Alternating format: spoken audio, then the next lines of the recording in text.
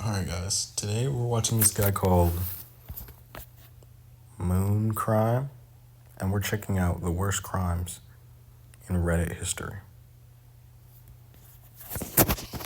Reddit, the front page of the internet, home to 1.6 billion monthly active users. It's an app for everybody, and with that, it has a dark side. This is a journey into Reddit's most disturbing users ever recorded.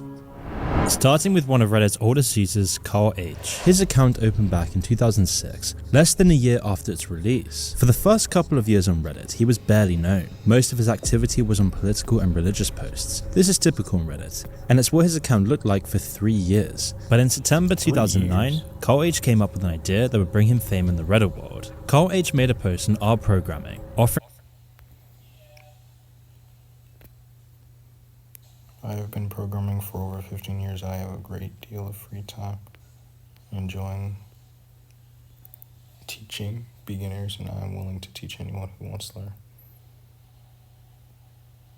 Okay, seems like a nice a guy free so far. programming course where he could share his 15 years of professional programming knowledge. He explained that he really enjoyed teaching other people how to program, and that with some spare time, he could help those running into issues on their programming journey. He explained that it's just me being nice and hopefully helping someone out. His offer interested many, because within the next few hours, the post received hundreds of comments and Carl H's inbox blew up with programming requests. But he didn't just want to help a few people, he wanted to help everybody. So over the next few weeks, he made hundreds of posts as a free course for all levels of skill, from total beginner to expert. Carl H spent much of his day helping users and replying to comments. If you look at his profile history, you'll see thousands of comments and posts where Carl H made somebody's life a whole lot easier. Carl H was known to join Skype calls with various users to teach them, even creating a YouTube channel. And so a few months later, he now had over 8,000 followers on Reddit. And this is when he'd open up a free-to-use programming website called ComputerScienceForEveryone.com. This was a man willing to solve problems and really go the extra mile to help a stranger out. Over 2 years, Carl H gained traction and had over 20,000 followers on his subreddit, and his YouTube channel had over 30,000 subscribers, a phenomenal amount back in 2012. Simply put, the Reddit community loved him. So much so that on July 26, 2012, Carl H received the notable prize Redditor of the Day. But in the middle of November 2013, he suddenly vanished. Both Carl's Reddit and YouTube accounts just ceased operations. The programming subreddits continued, but somebody was missing. The silence was loud and his followers noticed something was off. So after a week, most just assumed he was on a break or too busy with something from work. Some even suggested it could have been health issues. But a couple weeks later, one Reddit user found an article about an individual named Carl Harold, the father of a 9-year-old child. This individual was a single father, left to take care of his boy, and Carl and his son lived with his romantic partner Charles Dunavant. But Carl's son wasn't getting much of a life. See, the article claimed that after a lengthy FBI investigation, Carl Harold and Charles Dunavant were arrested for creating, participating in, distributing illicit images of an underage child. Huh? Oh. You can't be doing that, bro. That honestly wild. Bro, how? Everyone loved you, bro. Come on, man. And it was discovered that Carl's child had been held captive in his basement for at least 8 months. He was not allowed to go to school or see a doctor. Instead, it was Carl and his partner who would essentially abuse and film what they were doing, distributing the content online. The FBI found the adult content images What?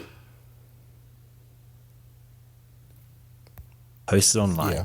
And this led to a full investigation which led to their arrest. Jail. The case was Under the jail ongoing. line. At first, most of Carl H's followers claimed it was unlikely that this was Carl H. Others claimed that even if it was the same Carl, an arrest didn't mean he's guilty.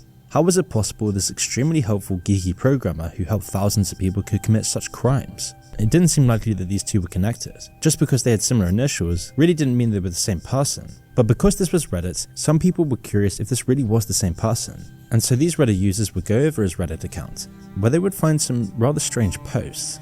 In some of his earliest posts, Carl H would defend the Christian faith, and in many of his posts he would always talk about Christianity. For instance, in this post titled, "How Evangelical Children Learn About Abortion," the post brought up the controversial Jesus Camp documentary, and Cole H was in the comments defending Christian camps for children. Quote, "As a 12-year-old, I attended a Christian summer camp, had a fantastic time, had memories that will live with me forever, and I met new friends, and overall had a great time. There is nothing wrong with a Christian summer camp, and the vile hatred which exists against Christians is just plain wrong and totally unwarranted," which was the first bit of information about his childhood. In other posts, he spoke about gay marriage and homosexual activity within the Bible. He explained how the Bible leaves no room for interpretation and that homosexuality was a sin. In fact, many of his posts consisted of these sorts of controversial views, and he was happy to argue with anyone that didn't agree with him. But his religious background and anti-gay views directly contradicted the person in the article. This is a pattern that the world has seen time and time again. Anti-gay activists using homophobia as a front to hide their own homosexual tendencies. But eventually a comment was found where Carl revealed his name. Reddit can make it happen. What's your name? Carl Harold. And another post, Carl H spoke about his own child, saying he'd want to homeschool his 3-year-old. A post he made dating back 6 years, making his child 9 years old. As soon as this was pointed out, reality settled in. Carl Harold was a kitty toucher and with his own son. All of the talks about Carl H were that of pure hatred. That he had hundreds of photos that would make anyone sick to their stomach. People were horrified about the man they were following. According to the reports, it was eventually clear that both men were involved, but for some reason it was said that Carl thought he stood a good chance to win the case. I mean, Carl was facing 18 accounts of charges, including conspiracy to commit sodomy, conspiracy to commit astral charges, and touching under 12 people, as well as aggravated child harm to name a few. When Carl was eventually arrested, the state assigned him a lawyer, who Carl declined and hired his own defense lawyer. However, this would prove to be in vain. Before the set time to appear in court on November 21st, Carl was found dead in his cell, because on November 3rd, Carl had taken his own life. As for his partner in crime, he was eventually sentenced to 56 years in prison. Both news media and his Reddit community showed no remorse, calling him a coward and man who couldn't face the consequences of his own actions. Quote, "Rest in pain and hope you're in hell." That's how Carl H went. Stop buying courses, Wow. stop buying mentorship and all of that stuff, because From Redditor of the Day to the most hated Redditor. But hiding who you really are on the internet is pretty simple. And the story of Galpticos is no different. Now, if you've browsed his What kind of Reddit name is account, that? you think a few things. He loves games, he loves memes, and he's probably a little bit depressed. Galpticos opened his account on September 2nd, 2017, and he quickly became, well, a nobody on the platform. He spent a lot of time on Reddit, making comments on subreddits like r/memes, r/Fortnite BR, and Ask Reddit. There was nothing that made Galpticos stand out from any other Reddit user. So why is he in this video? Well, over the 2 years Galpticos' account was open, he would slowly show signs of depression and alluded to how little he felt about himself. In a Reddit post titled, quote, "People who used to be straight A students but later changed, what happened?" we see Galpticos explain that he's been dealing with depression from when he was in high school. Quote, "Getting A's was super easy for me, but once I got into high school I became depressed. I was able to ace quizzes and tests, but my grade in the class itself would be B's simply because I didn't turn in any of the assignments or labs or whatever." Then over his next few hundred posts on the platform, he'd casually noticed depression more and more. In another post he claimed that he wished his parents were more strict because now he's a useless waste of space. He joked that he'd wish he was never born and that he was forced to fake smiles out in public. But once again in the Reddit world, he went unnoticed. Even if you browsed his average post, it was just a comment on some meme. But behind the scenes, the man behind the screen was a ticking time bomb, and something evil was cooking up inside of his head. Over time, the posts about self-hate continued. One post on Ask Reddit with the question, "What has been the most depressing moment / realization of your life so far?" Galpticos gave a glimpse of exactly what was going on in his head. "Even though I was lucky enough to be born with a good family, a good home, have good friends, live in one of the most privileged countries in the world, and have the ability to fix any problems I have, I'm too useless to fix any of them, and I'm still unhappy." Nobody knew, but this person seriously needed help. Unfortunately, he wouldn't get it, and the consequences of this were way worse than you can possibly imagine. Farron Towid was a 19-year-old male who lived in Texas. He was semi-close with his older brother, Tanvir Towid, and although he didn't get the best grades in school, he did make it to university, but things didn't work out, as halfway through the year, Farron decided to drop out. So he moved back to his house in Texas with his family. Farron didn't do too much. He spent a lot of time playing games like Portal and Fortnite, or sat with the family while on his phone, and his online alliance was Galpticos, the one he'd chosen when he played Roblox when he was much younger. As you'd expect, Farhan struggled with depression. While Farhan didn't see a professional earlier in his life, apparently the person he spoke to about his depression didn't help too much. At least he was diagnosed with depression and got some medication. And it did seem like his life was going to get better. Farhan and his brother made a 3D graphics engine, which he seemed to be proud of, motivating him to potentially return to college. Or so he claimed. But it didn't amount to anything as his self-loathing held him back. Instead, Farhan started to watch The Office. It was his only escape from reality. But by the time the show finished, he felt like it was all finished and he had nothing left to do. And so on the day that Farhan finished The Office, he spoke to his brother about depression.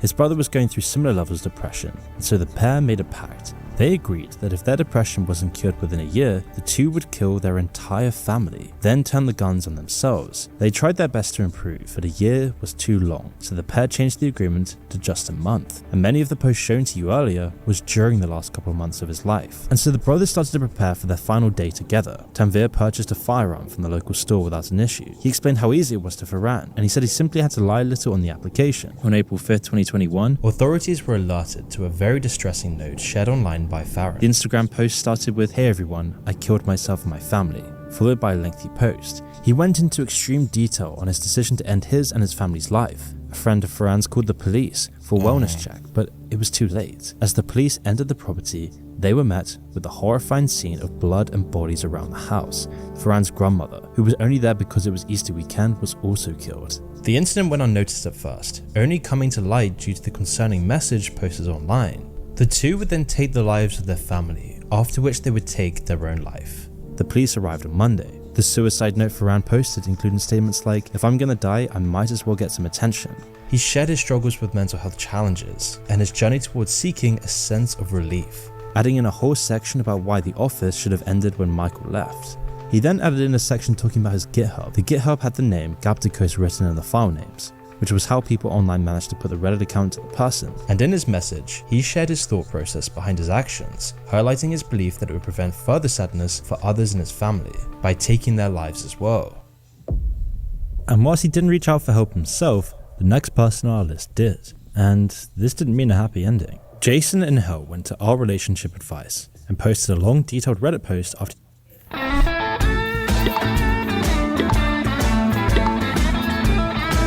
he found out his wife. Honestly, bro, the other dude was sad, bro. Galapagos? Yeah.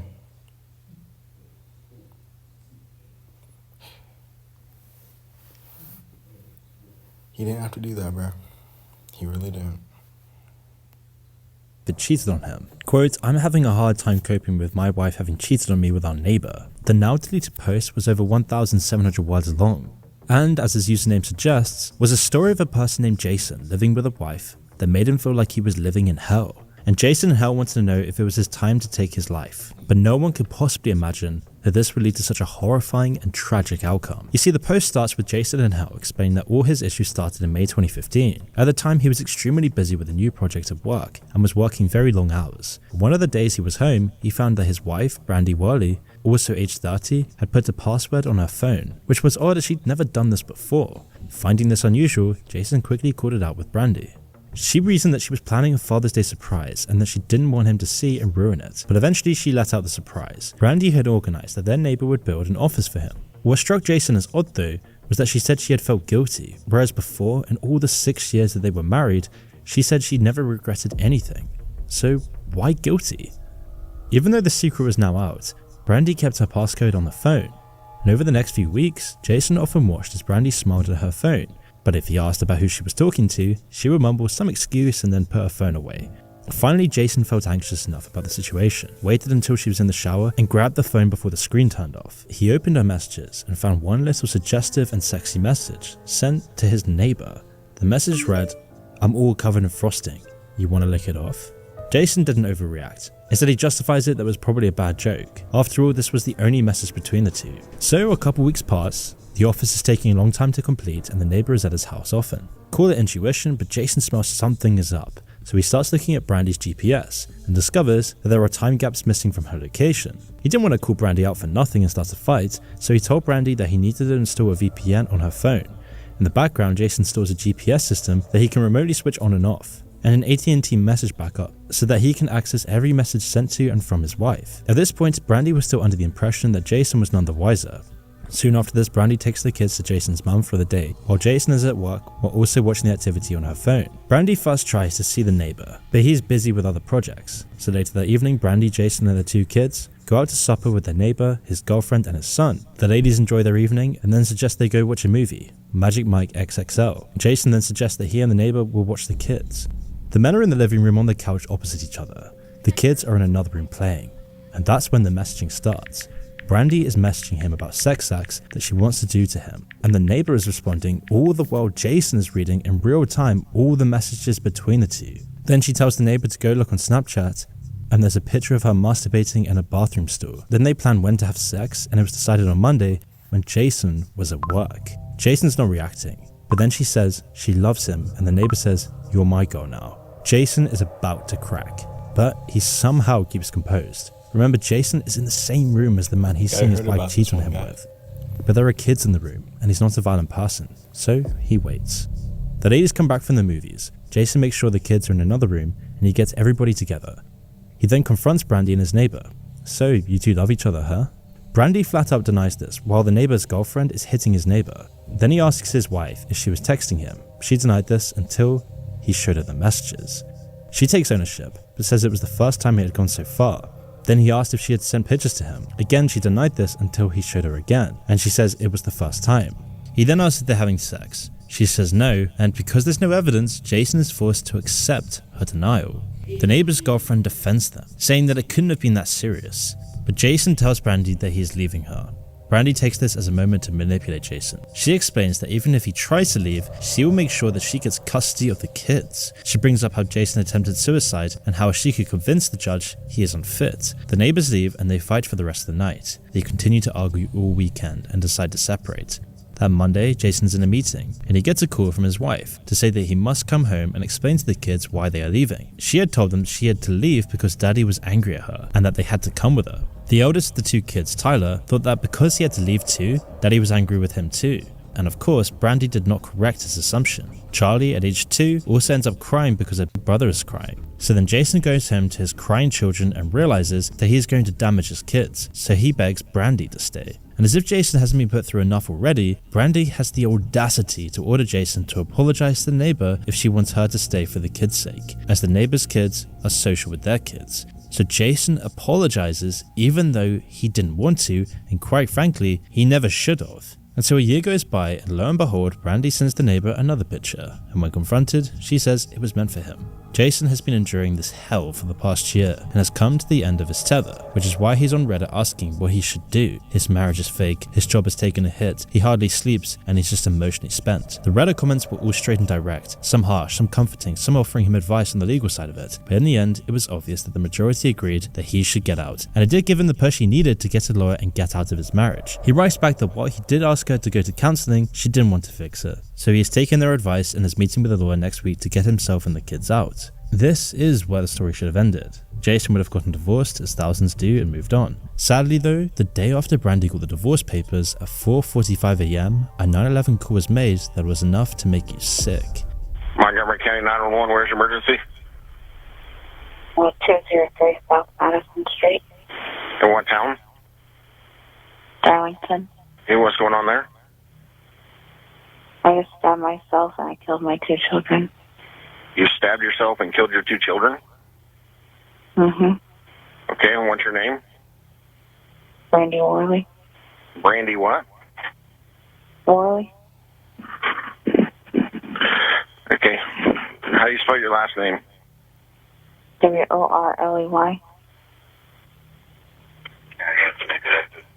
And where are the children at? In my daughter's room on the In- floor. In your daughter's room on the floor? Okay. And what caused you to do this today? My husband wanted a divorce and wanted to take my kids.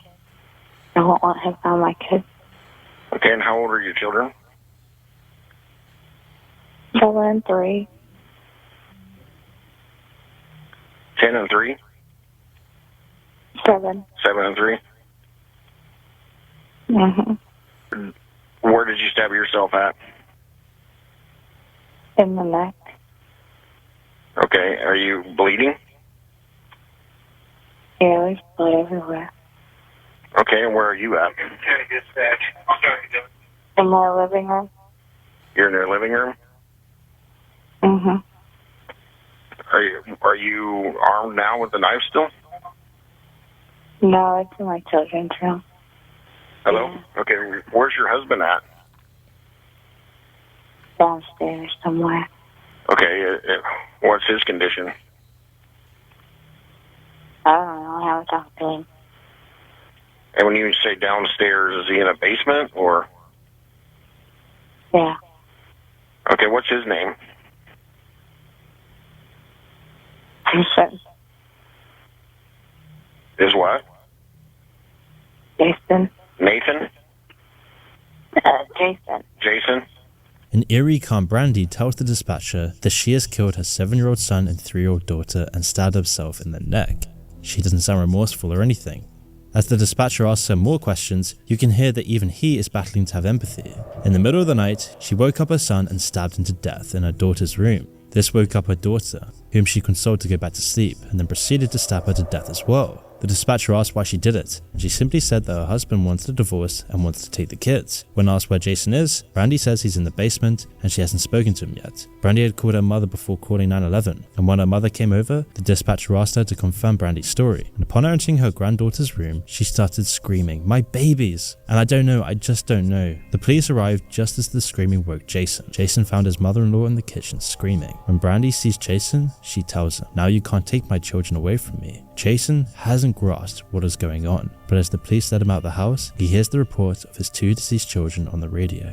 Brandy tells the paramedic that she had intended to end her life and that she somehow screwed it up. The autopsy would later show that Brandy had stabbed both children multiple times and saved little effort for herself. It was also later found that it was all premeditated. Earlier that evening, Brandy had gone to the store to buy the knife that she used to kill the children. She had told Jason it was for pipe cleaners for the kids' project. Then she hid the knife in the room. Brandy initially pleaded temporary insanity, but later changed her plea to not guilty. While her lawyers argued that her cold demeanor was a result of her detaching to cope with what she had done, it did not spare her from justice. She was sentenced to 55 years for the murder of her son and 65 for the murder of her daughter. But on the Reddit side of things, most figured that they'd heard the end of Jason in hell. He went silent for a while. One Reddit user did make the connection of a news article about the death of the 2 children, but making a connection as such was a stretch, so nobody thought much of it. A couple weeks later, Jason in hell returned, confirming what had happened, and answered some questions. For Jason, well, his life had just changed in the most drastic way possible. Jason spoke about how he'd have to go back to the house where his children were murdered, and although the cleaners had come and gone, he swore he could still smell blood in his daughter's room. He left the house saying he just couldn't stay there. He also stated that he failed as a father to protect them, and he was also left questioning if he could have stopped her. Brandy suggested sleeping on the couch instead of the mattress in the basement, and Jason often wonders if he had slept on the couch, it might have changed the outcome, or he could have died with them. Jason posted an update, which is just heartbreaking to read. The post tells of thoughts of unaliving herself and using alcohol as a means of sleep. Fortunately, his family intervened before it became a problem. He also tells how his in-laws continue to be a problem in his life, to the extent that they don't allow him to be at his children's graves unwatched. His parting words are wise and sweet. Jason encourages all to take the time to spend with their loved ones. He ends off saying that he is grateful that his last words to his children were, "I love you, good night, I will see you in the morning." Starting my business. That's kind of crazy how that happened. And then an ad wants to pop up. But this is the end of the video, guys.